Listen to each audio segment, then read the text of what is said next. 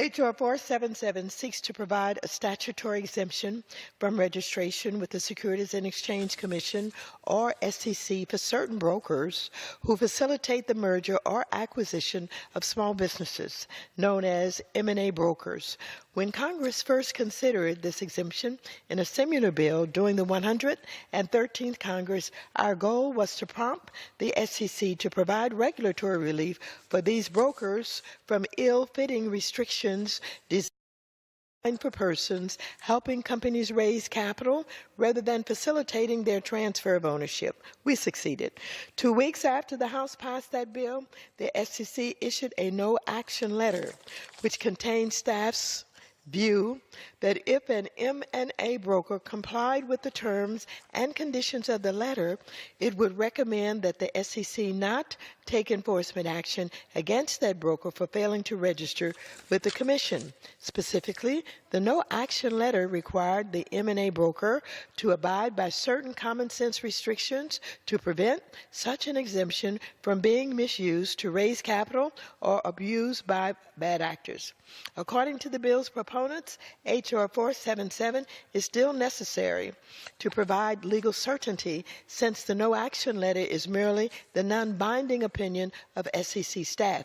I understand that concern. However, the bill inexplicably omits several of the conditions contained in the no-action letter that protect small businesses and their investors. I'm pleased that this Congress, Representatives Sherman and Huizenga, have worked on a bipartisan basis to add these protections back in through an amendment. If so amended, I will support H.R. 477, which would strike the right balance between regulatory relief and the protection of small companies and their investors.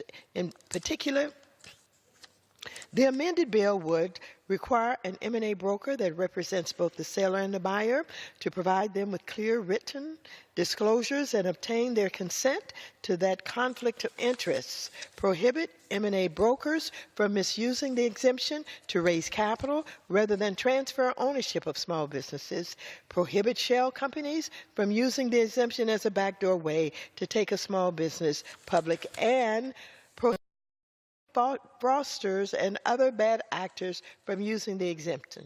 In addition, the bill would not change the statutory definition of broker, thereby preserving the SEC's ability to investigate and bring enforcement actions for violations of the anti-fraud provisions in the securities laws.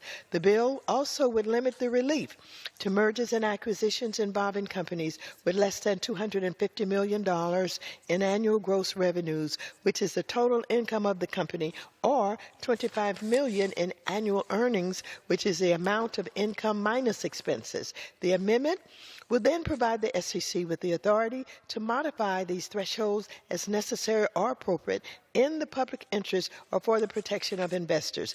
As our nation's baby boomers head into retirement and look to sell their privately owned businesses to a new generation of entrepreneurs, it is important that they are able to do so in an efficient and cost-effective manner. If amended, H.R. 477 would allow them to do just that, and so I would support the bill.